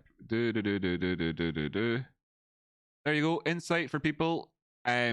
Not all exchanges will be listed here when you search for your coin on TradingView. Brand new insight, never knew this myself. You'll see here that these do not include HitBTC, and it's XTZ USDT ticker. And you'll see here that the HitBTC chart is very much available on TradingView. Wow, that's amazing. That's an insight brought here, right here. There we go. That's probably enough for a community award in and of itself. Who knows? Anyway, you can see then, where was that? About here, September 19 or so. In here, this is when it got launched on Binance, and really, you know, this was the big lows beforehand. You know, down here, 2019, not that long ago, coming from 33 cents. Up the way. So when you look about this over the period of a couple of years, and this is a cryptocurrency, but a lot of people are disappointed in its performance. It's had a 3,500% rise up, so it's pretty good. It's not the same as like the likes of what this year Solana's had 12,000% or whatever, but you know, this is certainly not invested in chocolate coins. Right, so anyway, back to where we were before.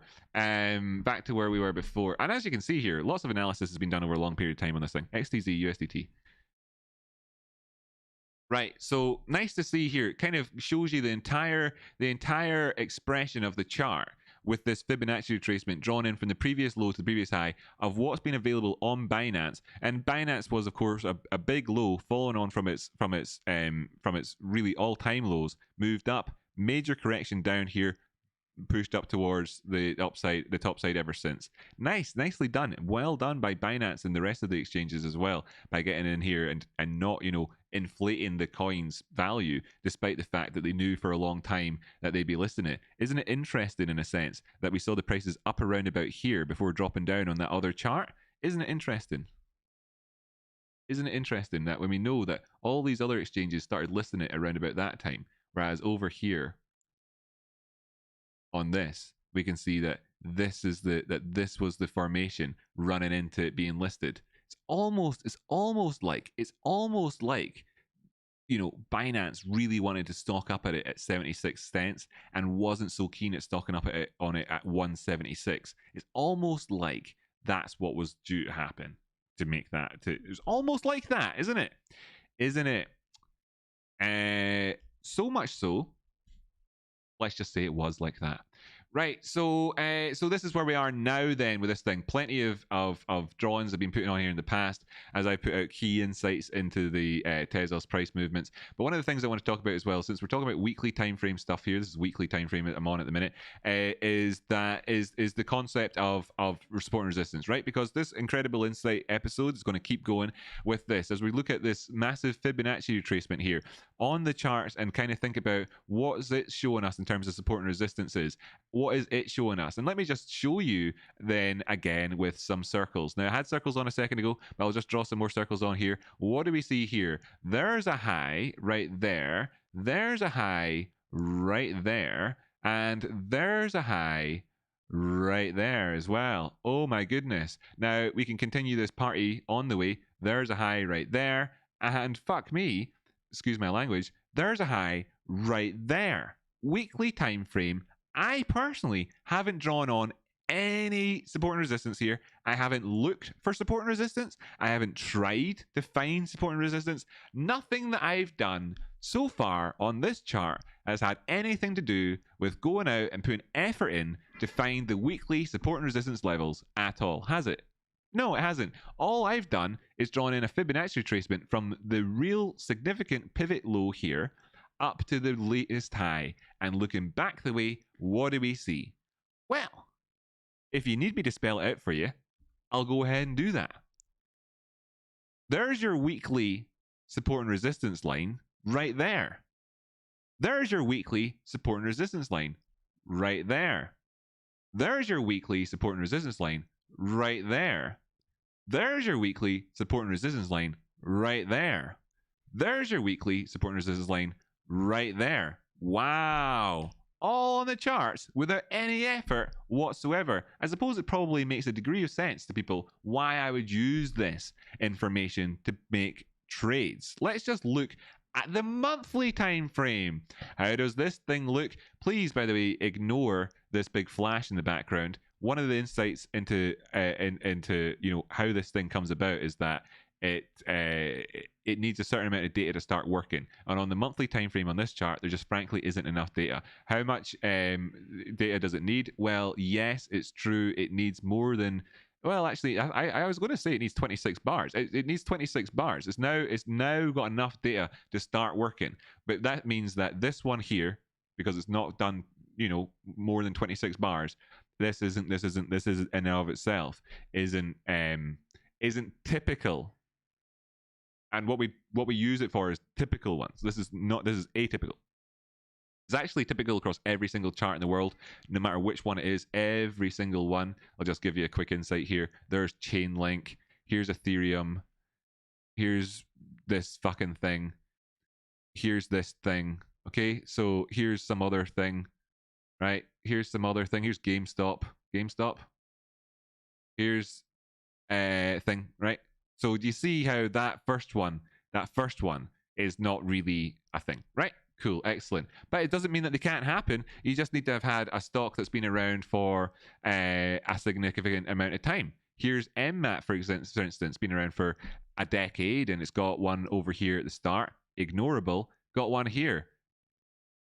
Ow, ow, ow, ow. 146 from $5. Ow, that would be bad. That's your bear market target, by the way. So anyway, that's just a 10-year-old chart. Let's take a look at a 30 or 40-year-old chart. What do we have here? Multiple instances of it. Multiple instances. What did we get here? Oh my God! Is this the best indicator that you've ever seen in your life in the world? Is it the best one you've ever seen in your life in the world?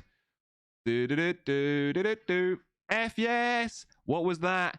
Oh my God! What did that represent? That represented a bear market, which went down 41% and lasted for 1, 2, 3, 4, 5, 6, 7, 8, 9, 10, 11, 12 months. A whole year of negative price action. The whole way along it. You could have said, I know exactly where this is going. Exactly, almost to the penny, for a whole year in advance. That's amazing, right? That's amazing. There you go. There you go. That's what that thing can do for you. Oh, another one. Hey, another one. Boo! What do we have here? Oh, look at that. You knew that this could happen. What did that represent for you back then? Back then, right? Back then. This was 7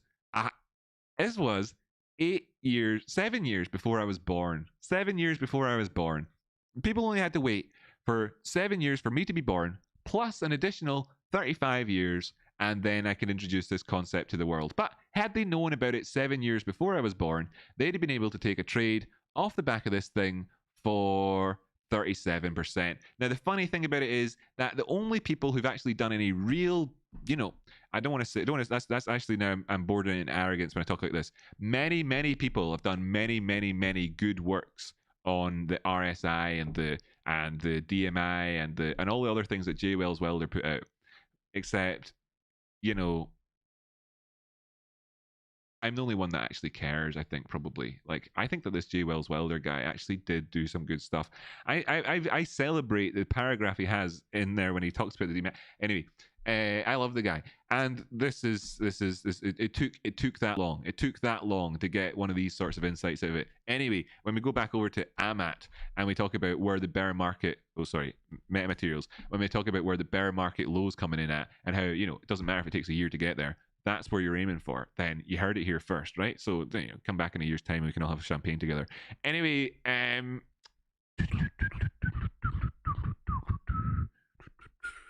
what was that on? XTZ USDT, right? So continuing on then, right? So that flash there, you can just ignore it. And we have the and this is the monthly time frame. And what do we see? I'll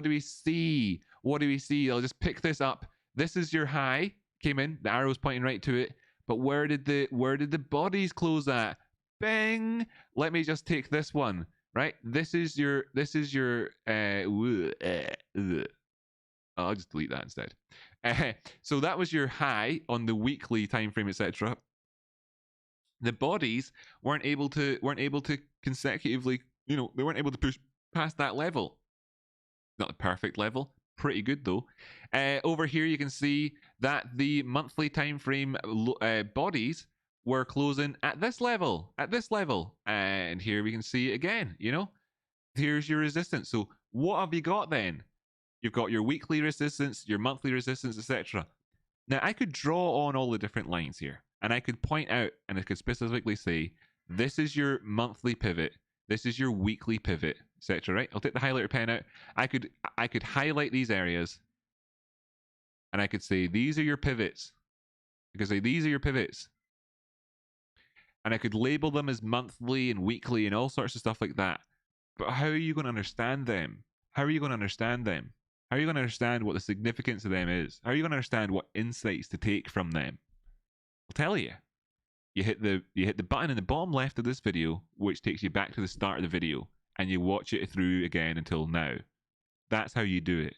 That's the Tezos chart, and there's very little left here which I need to explain out loud, because it's already been done in this show, and you can see it for yourselves right there on the chart in front of your very eyes.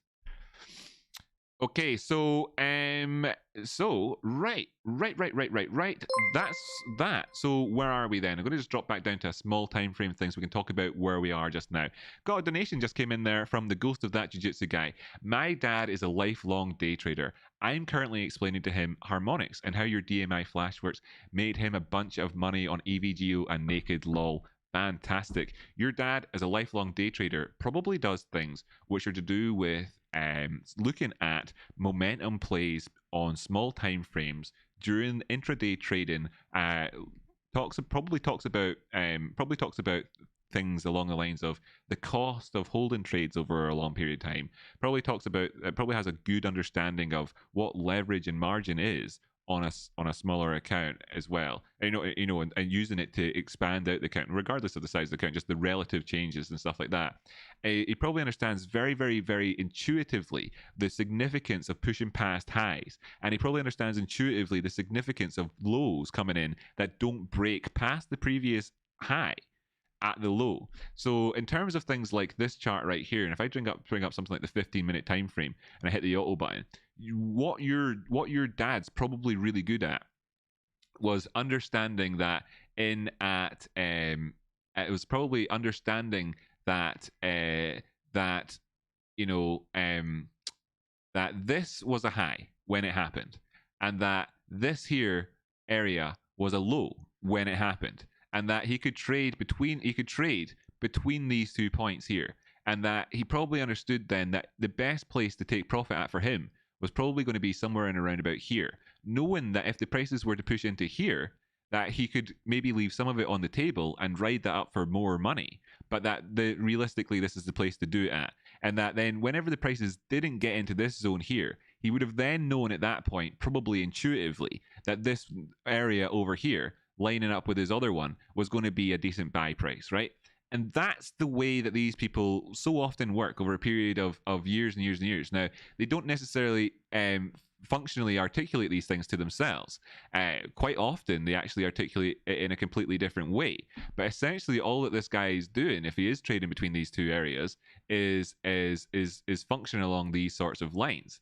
Where undoubtedly, then after this period of time, he'll have thought to himself, well, if I was trading between these two, now whether he does it consciously or not is besides the point completely. If I was trading between these 2 points here, and I was doing it with a good degree of success, and then it came up to this point here, and it stopped at this point here and reversed down, he probably intuitively understood that that was, of course, a 50% retrace area, and he probably intuitively understood, without actually having to have it explained to him, that what he was doing in that particular moment in time was, of course, operating along the lines of Dow theory, which can be very much easily explained and looked at with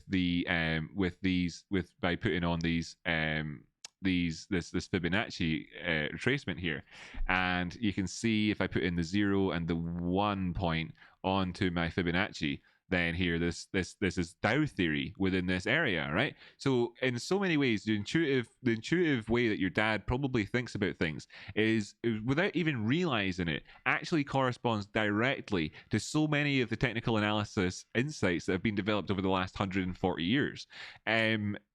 that is about the right sort of timing. So anyway, whenever this happened and it came to this middle and then it pushed down again and it found support again in this area, at this point here, your dad would have known that this was another buy. At this point here, this was another buy, given this scenario that we're drawing out here. And then he would have also have known that at this point here, it was a sell, and that at this point here along the way where we were before, this was a sell as well. So you can see that in the run ups and downs, in the run-ups and downs as well during this whole period, there was inflection in at these areas of the middle lines as well along the way, and that this was of course a pivot in the markets for anybody who was trading between these zones. And this is probably, without even being able to articulate it, the way that he will have been trading in that zone. When we pushed up here, he might have actually gone for the play to play for a break, and this could have been an area where he would have lost money because he wouldn't have had any of the other extra insights. Extra insights can come along the lines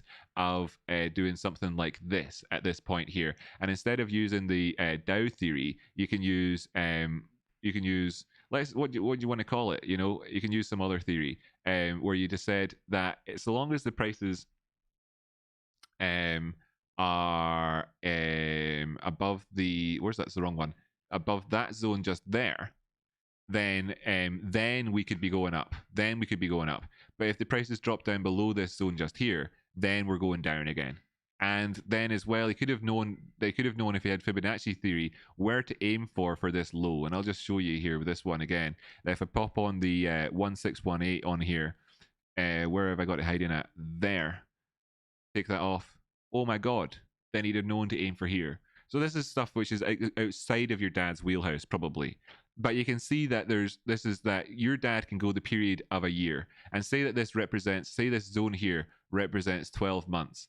And then your dad could turn around and say, I've had a really good year. Knowing that in this zone here he lost money and he doesn't really know why, because his theory on technical analysis should have seen this going higher. And that's all he knew about. It's all he needs to know, because he knows that at the period of a year, he can have a good year. He doesn't need to make it the whole way along. But this is where we are now, and this is what's happened. So anyway, as a result of all of that, then where have we come from since, and what other ways could you look at it then and add to that? And just to carry things along on the same sort of generic principle as that before, what could it be? So if you were to take another one from just here up to here,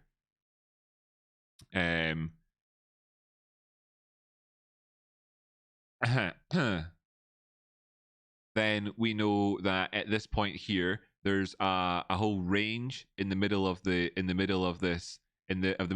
which represents, whoa, just flashed yellow there. My screen did for you, which represents the 236 here. So the 236, right? Let me just show you the 236 as it stood in this period of time just here. Was not massively significant in terms of, I'm trying to find where the support and resistance would come in at. It's 15-minute time frame. This same principle would operate over the period of on any time frame. We can see in here just the sheer amount of inflection that there had previously been here, building up what you could then consider to be a liquidity zone. Now, if you're going to draw liquidity zones on your chart, they're not really massively meaningful, but you can do them using these sorts of boxes. And then looking back to the left here, you can see just the massive amount of inflection which has happened in terms of this box here, in terms of this box that we're at right now. The massive amounts of times when we've come in here and found that this has been where the shit's gone down at, is in here, right? So often.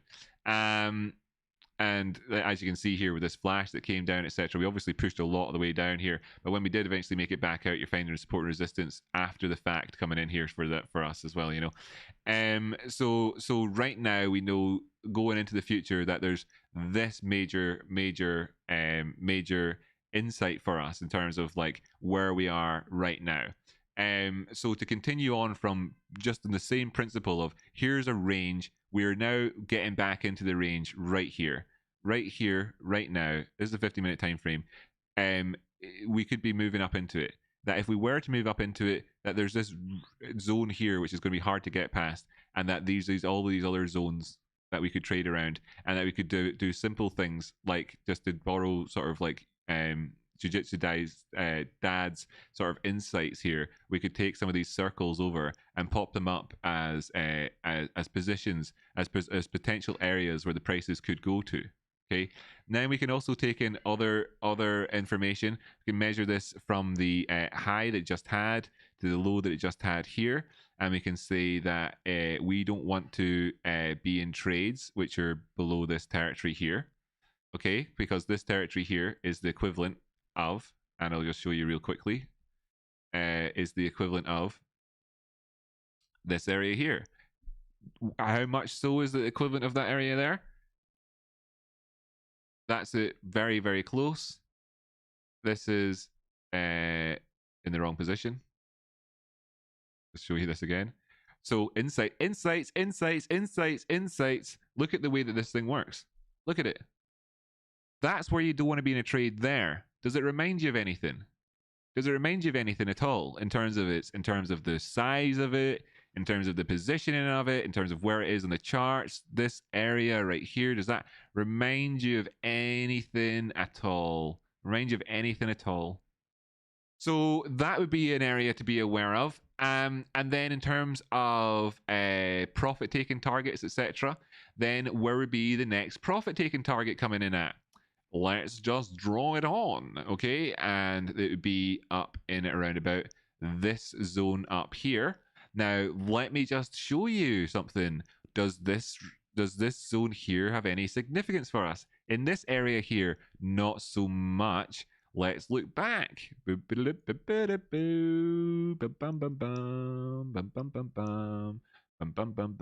Now, when people have asked me a lot of times, can you use support and resistance from smaller time frames and larger ones? Can you use horizontal? Can you use Fibonacci from smaller time zones on larger ones? Can you use support and resistance from larger time frames on smaller time frames? Can you use Fibonacci from larger time frames and smaller time frames? Can you use this on this, on this, on this, on this, on this? And they've got a very binary way of looking at things. That it's on, off, this, that or that, this or that, this or that. And they don't think about about how obviously this is an ever flowing river which goes across all time frames and it's got levels of detail on it, and that everything is interconnected. That never more so in the history of things being connected has this been represented and shown in a better way than perhaps this technical analysis and charts, and indeed that analogy I was using there of rivers leading towards seas. I mean, it shows you that the water that falls on the top of the mountain in Kilimanjaro eventually makes its way down into a sea, which then makes its way through perhaps along going past like the Gulf of Mexico and evaporating and falling on a house in Florida that then gets drunk by somebody and put into a drain and flows back out again and comes all the way over through the Gulf Stream up to Scotland here. And I drink the same water. That is connected here. Everything is connected. It really truly is. And you can see that probably, right? Probably when I jump up to a larger time frame here. Now, obviously I don't know in advance, but let's just see how any of these things look in terms of a larger time frame, just as we look at the charts here.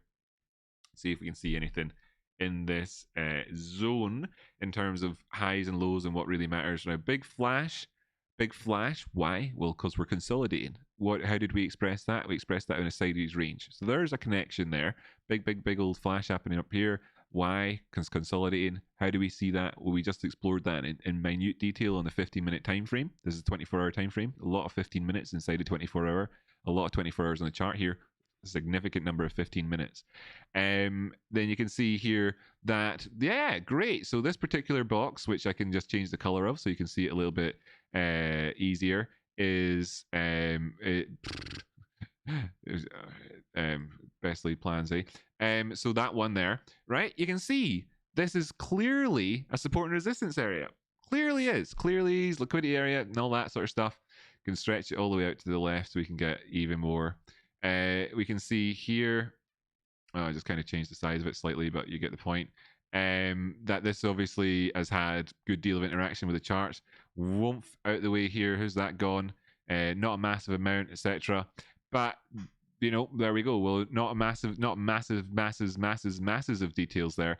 But let's just bear in mind then how this looks versus our high to our low, right? And let's pay particular attention to this particular zone here, which we know is the profit taking zone up above and as well a pivot, right? Let's just color this in. Let's just color this in blue so you can see it, right? Nice blue there, right? And then stretch the chart or unstretch the charts a little bit. Look up to our all-time high, take out a Fibonacci, pop it in at that very top there, come down to this low here, and see how it lines up. Let's just look at this. Apply defaults. There we go. That's shite. Whatever. It's better than nothing.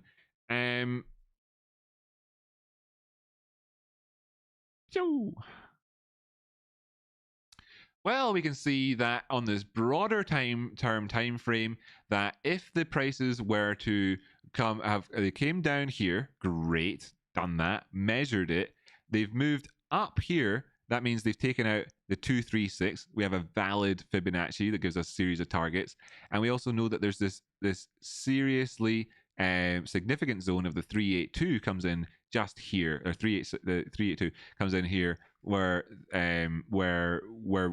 we've gone up to so far. And we also know that if we were to come up to that zone again, I can't, it's kind of squished it a wee bit. If we were to come up to that zone again, that we were coming up to that profit taking area. And what does it represent to us? Well, that would represent coming up towards the 382 from here in a broader term time frame. That's clearly a big pivot for us, and it's clearly a profit taking target beforehand. We know, having looked at the 15-minute time frame, why when on the 24-hour time frame the prices have only moved up as high as the 382, there could be some profit taking coming in here, and why you might experience things. And we can see that having happened with every single one of these wicks that's come along. And now we can understand at these time frames, or these on these charts, why prices move around things, why there's the significance of the inflection zones, why the weekly timeframes matter, why the monthly timeframes matter, what it means to be above them on a weekly time frame, what it means to be above a weekly time frame area on a daily, what it means to look at that from the 15-minute point of view. All roads lead to Rome. All of this is interconnected. That's it. That's your TA. What do you want from me more than this on Tezos? I've given you it, by the way, already. If you didn't notice, it was during that 15-minute section. I laid out the pivot area down below.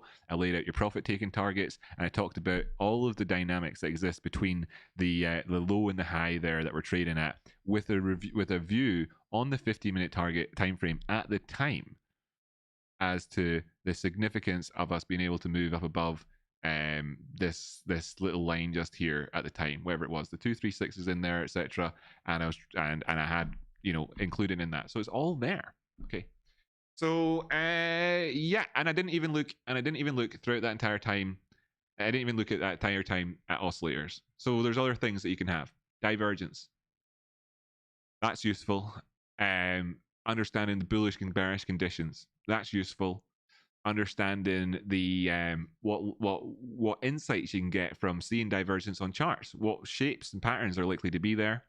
If you combine that with knowing whether you're in all-time highs or not, can be useful. In a range can be useful. If this is happening at an area of support or resistance, if that measured move from support and resistance takes you past one of these other targets, if that would be past a fake out zone, what would happen if you went past went up to a fake out zone, up to it, back down into the area of consolidation, and then on down, and how that might be more bearish, and how that would be then viewed on different time frames, and with a view to as well looking at AMC and seeing that happened on a real life chart to give us that example back the way, and until such times as the prices are above 643, you can't be particularly bullish on it. But when they are, you could aim up, 641 or whatever, you can aim to 648, up then perhaps to 656, with a hopeful ultimate goal of up there into 666 and all the sixes or so for that 1618 Fibonacci retracement. Is it all the sixes? Yeah, you can aim to all the sixes up there, 6666666. And then what you'd be doing if you did that on this time frame would be on a daily time frame, you get up towards the 382, having already had the confirmed 236 move. And if you were to be moving down beyond this area, you wouldn't want to be in the trade. Where could it likely go to after that? To test the 236 again, like we've just had here in the daily time frame. It's all there. It's all there, right? All there. All inside that circle. That's where that analysis came from. Combined with, of course, having started off the charts on the weekly time frame. And what are all these circles? Weekly and monthly pivots. That's why that circle's there. That's why that circle's there. It's because I put it there to show you where the weekly pivot was. Go back down to the 1 hour time frame. Zoom on out. You can see the charts better. Yeah. So now you understand that all of this is happening at a weekly pivot.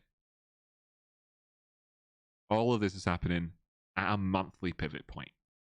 All of this detail is happening as the dance on the pinhead of that weekly support.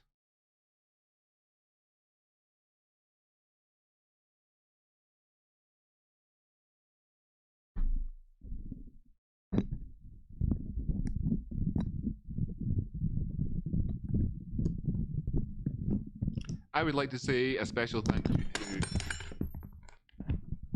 Ghost of That Jiu-Jitsu guy. I would like to say a special thank you to Cynthia. I would like to say a special thank you to Katie Babes. I would like to say a special thank you to Jen Campbell, Merrick Sanders, Ghost of West Coastian, Moons, Dead Dog, Merrick Sanders, for having supported the channel today. Today's technical analysis episode has been absolutely phenomenal. I've taught people without a doubt in my mind the best technical analysis education which has ever been done. Other than perhaps with the singular exception of some of my previous videos, and by some I mean probably up there and around about 100 or 200 of my previous videos are also of a similar caliber. Unbelievable. So thank you to all of you for all of that. I've really appreciated it. Thank you to people who last night tipped. For example, Paula, very, very lovely person, also a member of the Patreon. Thank you. She's one of the higher tier level people as well. Very generous and very kind. We'll never forget your higher high dolphin explanation. You made me unexpectedly smile today. That was one of the insights from yesterday. Thank you so much as well to Guitar Outside, who left a comment on there talking about that. I will reply to all the comments and leave hearts on them that were put in there yesterday. I just wanted to leave it for a day without doing it so you could all see that they actually are done manually by me, and I would have the opportunity to talk about that today. Thank you to everybody that tunes in on a regular basis and shares this insights and these stories and these narratives and these explanations with your friends. I really, really appreciate it. Thank you all. Today, this has been Rocky Outcrop. I'm Rocky Outcrop. Thanks so much.